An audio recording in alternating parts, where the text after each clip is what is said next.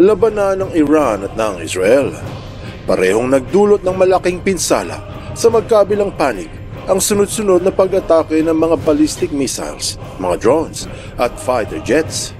Subalit ang tunay na peligro ay ang nuclear underground facility ng Islamic Republic na malapit nang makagawa ng bomba nuklear. Nakatago ang pagawaan halos 100 metro sa ilalim ng lupa at walang pasabog ang alyansa na kayang butasin ng makapal na bato at konkretong pader. Siguradong magugulat ka sa malalaman mo na nakaisip ng kakaibang taktika ang Estados Unidos kung paano nila babasagin ang napakakapal na depensa ng Fordow. Mayroong mga naniniwala at marami din namang naghihinala. Ang tanong, totoo ba?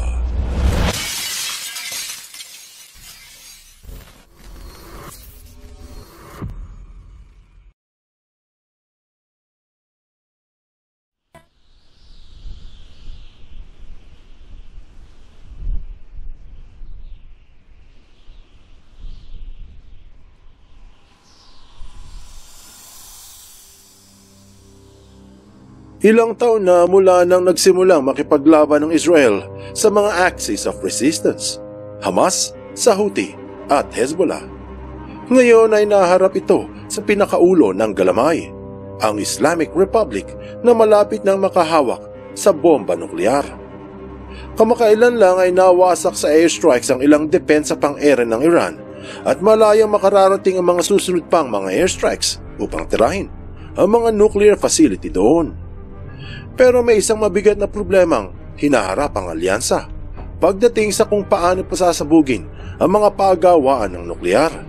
Dahil isa dito ay aabot sa 100 metro ang lalim sa lupa at ang pinakamalakas na bunker buster ng alyansa ay hanggang 60 metro lamang. Isa itong palaisipan. Ilang dekada na pinagpaplanuhan ng mga Israeli kung paano bubutasin ang napakalalim na pagawaan ng nuklear. Halos imposible ito dahil walang pasabog ang IDF na may kakayahang bumutas ng 100 metro ang lalim. Maniwala ka o sa hindi, kahit ang Amerika ay wala nito. Ang pinakamalakas na bunker buster ng US military ay ang GBU-57 Massive Ordnance Penetrator Bomb o ang binansagang Sepulturero. May kakayahan lamang itong tumagos sa hanggang mga 60 metro sa ilalim ng lupa, halos kalahati lang ng lalim ng Fordow Nuclear Facility. Masasayang lamang ang pag-atake at ang gagamiting bomba kung hindi naman makakarating ito sa tamang lalim para mapasabog ang pagawaan. Noong Sabado, ika-21 buwan ng Hunyo 2025, nagplano ang militar ng Estados Unidos ng sunod-sunod na airstrike sa 3 nuclear facility ng Iran, sa Natanz, Esfahan at Fordow. Ito ang pinakamalalim na nuclear site ng Islamic Republic. Sa kauna-unahang pagkakataon, direktang aatake ang Estados Unidos sa mismong teritoryo ng Iran. Bagamat noong isang araw lang ay hindi pinaunlakan ni Trump ang mga katanungan ng press hinggil sa kung ang Amerika ay sasali sa labanan. Kaya pala, dahil ayaw nitong mabulilyaso ang kanilang plano. Gayunpaman, dahil sa pagwasak ng Israel sa maraming air defense ng Iran, hindi gaano mahirap papuntahin ang mga bombers na magkakarga ng mga bunker busters. Ilang mga B-2 stealth bombers ang ginamit upang bombahin ang mga nuclear facilities sa Iran, kasama ng mga Tomahawk cruise missiles mula sa mga submarines na nakatambay malapit sa Israel. Palihim ang operasyon noong isang araw, kahit nga ilang miyembro ng Senado sa Estados Unidos ay hindi pinaalam sa plano. Talagang top secret ang inilunsad at ang balak ay hit and run operation o bombahin ng target, tapos ay bumalik kaagad. Ang ulat ng Hindustan Times, ang tagapagbalita na kakampi ng Iran, na ang biyahe ng mga stealth bombers mula sa Missouri patungo ng Tehran ay umabot ng 37 hours flight time. Ilang beses pa itong nagpakarga ng gasolina sa ere bago nakauwi. Isa sa mga tinarget ng B-2 bombers na may karga-kargang mga bomba ay ang nuclear facility sa Natanz na nasa mga 220 kilometro bandang ibaba ng Tehran, ang kapital ng Iran. Ito ang pinakalugar para sa uranium enrichment ng bansa. Ibig sabihin, dito pinupuro ang uranium hanggang makaabot sa 60%. Hindi pa ito tunay na radioactive, pero kaunting hakbang na lang ay nasa weapons grade level na para magamit sa sandata nuklear.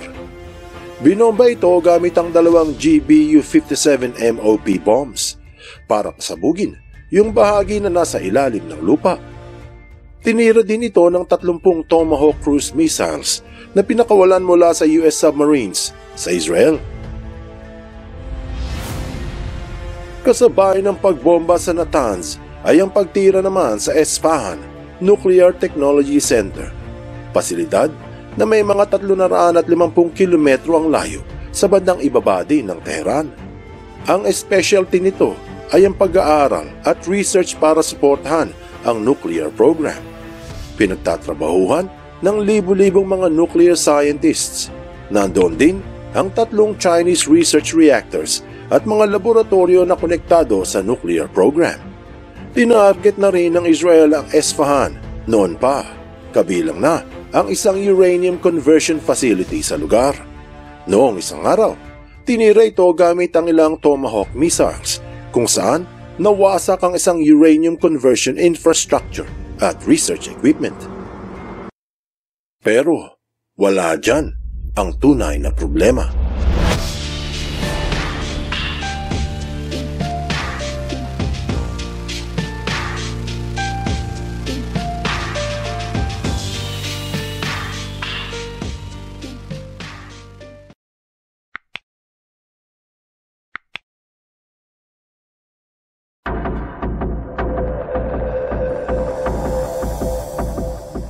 Ang pasilidad ng Natanz at ng Esfahan ay sisiw lang sa mga stealth bombers na nagbagsak ng GBU-57 bunker busters na bawat isa ay may bigat na 13 tonelada.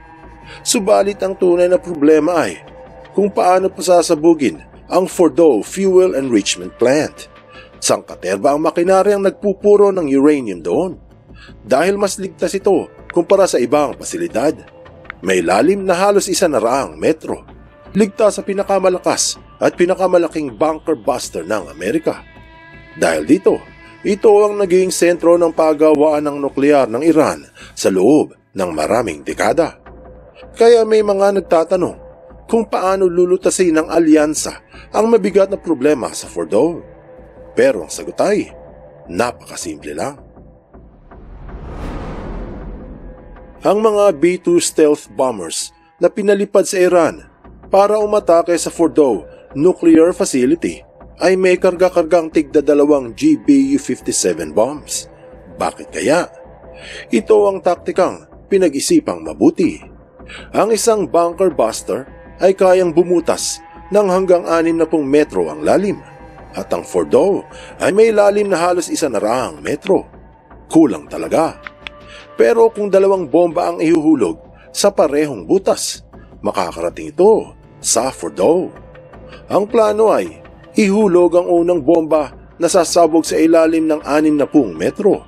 Tapos sa parehong butas na pinagdaanan noong unang bomba, doon din ihuhulog yung pangalawang bomba. Nabubutas naman ng karagdagang 60 metro. Voila! Sabog ang Fordow. Matapos ang misyon sa Iran, nagpahayag ang presidente. A short time ago, the U.S. military carried out massive precision strikes on the 3 key nuclear facilities in the Iranian regime, Fordow, Natanz, and Esfahan. Everybody heard those names for years as they built this horribly destructive enterprise.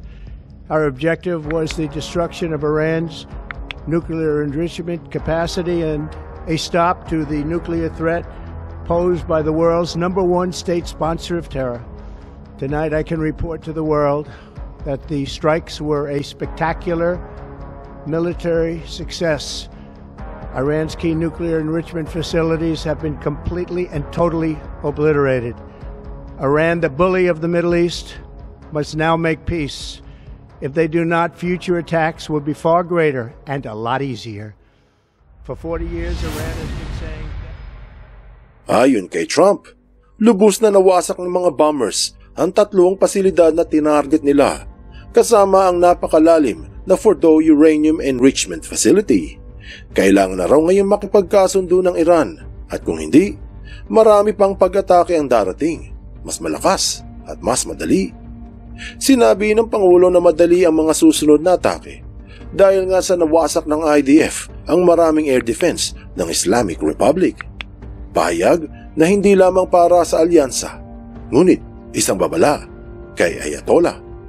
Nagpahayag din ang pinuno ng Israel na si Benjamin Netanyahu ng isang malaking pasasalamat sa ginawa ng Amerika para sa kanila. Pero may nakabinbin na babala mula sa Supreme Leader na kung sasali daw ang Amerika sa gulo ay siguradong pagsisisihan nila ito. Hati ang opinyon ng mga politiko sa Estados Unidos. Suportado ng mga Republicans ang ginawang hakbang ni Trump hinggil sa Iran. Pero sinasabi ng mga Democrats na wala sa lugar ang ginawang aksyon ng presidente. Mas nararapat daw na merong approval mula sa Kongreso ang pag-atake. Bukod dyan, may mga legal issues rin na maaaring harapin ng administrasyon sa dahilang ang pag-atake ay labag sa international law, lalo na sa Geneva Conventions, dahil may pinasabog na nakarehistro bilang isang civilian nuclear facilities. Kaya tila hindi pa talaga tapos ang matinding labanan. Paano pa kung gumanti ang mga kaalyado ng Iran katulad ng Pakistan, China at Russia? Walang duda, mas lalaki pa ang kaguluhan. Anong aral ang mapupulot dito? Ang labanan ng Iran at ng Israel, kung saan parehong nakatamo ng malaking pinsala ang dalawa sa sunod-sunod na pag-atake ng mga pasabog.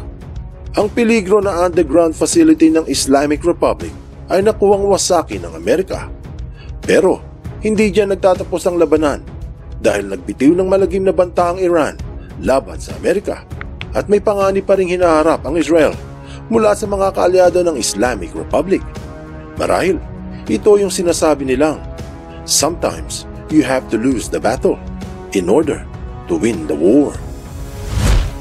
Buksan mo ang iyong isip at hayaang lumalim pa ng lubusan ng iyong pangunawa sa mga kasaysayang kapupulutan ng maraming aral. Tandaan, katotohanan ng susi sa tunay na kalayaan.